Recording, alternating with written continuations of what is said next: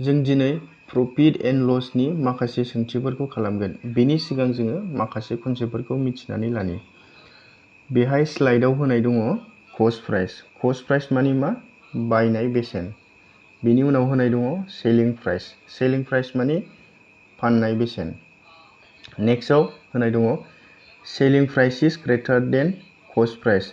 Ceiling प्राइसआ जुदि कस्ट प्राइसनिफ्राय देरसिन जायो अब्ला मा जागोन? प्रफिट जागोन एबा मुलाम्फा। होमबा जोङो प्रफिटखौ मारै दिहुनगोन? सेलिं प्राइसनिफ्राय कस्ट प्राइसखौ माइनास खालामोबानो जोङो प्रफिटखौ मोननो हागोन। बिनि उनाव होनाय दङ सेलिं प्राइस इज लेस देन कस्ट प्राइस। बेहाय मा? सेलिं प्राइसआ कस्ट प्राइसनिफ्राय फिसासिन। अब्ला मा? लस जागोन एबा खहा। होमबा जों खहा एबा लसखौ मारै दिहुनगोन? कस्ट प्राइसनिफ्राय सेलिं प्राइसखौ दानख'योबानो लसखौ मोननो हागोन। नेक्स्टआव दङ सेलिं प्राइस इज इक्वल टु कस्ट प्राइस। जुदि सेलिं प्राइस आरो कस्ट प्राइसआ एखे जायो, देट मिन्स बायनाय बेसेन आरो फाननाय बेसेना एखे जायो, होनबा मा? नो प्रफिट एन्ड नो लस जागोन। दानिया नैबेनि खेथ्रआव जोङो प्रफिट मोनदोंमोन ना? हमबाय प्रफिट मोनैया पिमोन। जुदि बे प्रफिटखौ प्रफिट पार्सेन्टेजआव बियो एबा सोङो कुइसनाव, होनबा जों मारै दिहुनगोन? बेनि फर्मुलाया नैबे। बेहाय मा होनाय दङ? प्रफिट पार्सेन्टेज एबा मुलाम्फानि जौखोन्दोआ मा जागोन? गोजौआव जेसेबां प्रफिट जादों बे थागोन। Profit divided by cost price into 100% is equal to मा? प्रफिट मानि मा? Selling price minus cost price जायोना, divided by cost price into 100%। बे फर्मुलायाव मानफोरखौ बसायनानै होबानो जोङो मा? प्रफिट पार्सेन्टखौ मोननो हागोन।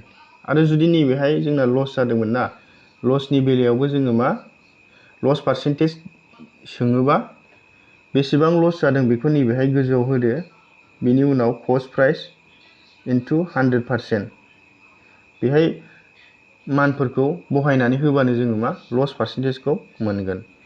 नैबेहाय जास्ट लिरदेरनाया मा? आं नैबे लस मानि मा? Cost price minus ceiling price बेखौनो होदेरदों। दानिया जोङो बेबायदि कनसेप्टनि सायाव माबायदि कुइसन फैयो बेखौ नायनि। Next slide. A share is but for 800। गंसे शेयारखौ 800 राङाव बायो एन्ड सल्ड फर 1100। गंसे शेयारखौ 800 राङाव बायनानै 1100 राङाव फानो। फाइन्ड दि गेन पार्सेन्टेज। गेन मानि मा? प्रफिटखौनो होनो।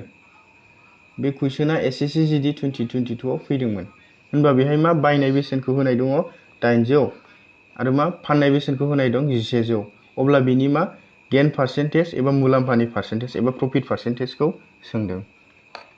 होनबा बेहाय मा दङ? Cost price. कस्ट प्राइसआ बेसेबां? बायनाय बेसेना 800। सेलिं प्राइस होनाय दङ, फाननाय बेसेन बियो 1100। होनबा जों प्रफिटखौ मारै दिहुनगोन? प्रफिट पार्सेन्टेज सोंदों नालाय, प्रफिट इज इक्वल टु मा? Selling price minus cost price. बेहाय सेलिं प्राइसआ बेसेबां? 1100 माइनास कस्ट प्राइसआ बेसेबां? 800। होनबा बेखौ दानख'योबा बेसेबां मोनगोन? 300 ना? होनबा प्रफिटआ 300 फैबाय। दानिया प्रफिट पार्सेन्टेज दिहुननांगौ एबा गेन पार्सेन्टेज ना? होनबा गेन पार्सेन्टेजनि फर्मुलाया मामोन? गेन पार्सेन्टेजनि फर्मुलाया एबा प्रफिट पार्सेन्टेजनि फर्मुलाया नैबेलाय। गोजौआव प्रफिटखौ होदो, गाहायाव कस्ट प्राइस इनटु 100%। होनबा नैबे नायदो, जों प्रफिट पार्सेन्टेजखौ दिहुनसै। प्रफिट पार्सेन्टेज इज इक्वल टु गोजौआव बेसेबां प्रफिट? बेसेबां प्रफिट जादों बेहाय? 300 प्रफिट जादों।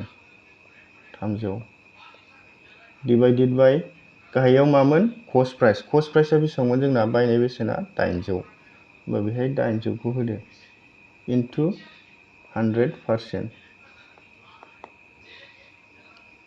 होनबा नैबे 0 मोननैखौ नैबे 0 मोननैजों दानबाय आं। गोजौनि 0 मोननैखौ गाहायनि 0 मोननैजों दानबाय। ओमफ्राय जुदि 2जों दानोबा 4, 2जों दानोबा बेसेबां जागोन बियो? 150। 2जों दानोबा 4खौ 2 थागोन, बेखौ दानोबा 75। होमबा बेसेबां थाखो गोजौआव 75 गाहायाव बेसेबां 2%। बेखौ रानोबा 75 खौ 2 जों रानोबा बेसेबां थांगोन 37.5 फैगोन पार्सेन्टेज 37.5%। होमबा बियो बेसेबाङाव दङ अपसन नाम्बार C। अपसन नाम्बार C आ कारेक्ट एन्सार। नेक्स्ट कुइसन। बे कुइसनाबो सेम। बे कुइसना SSC GD 2022 आव फैदोंमोन। नोंथांमोना बे कुइसनखौ साननानै एन्सारखौ कमेन्ट बक्सआव होबानो जाबाय। नोंथांमोना भिडिअखौ नायनानै मोजां मोनदोंबा साबस्क्राइब खालामनानै होबानो जाबाय। दिनैनि भिडिअआ एसेनोसै। गोजोन्थों। Thank you.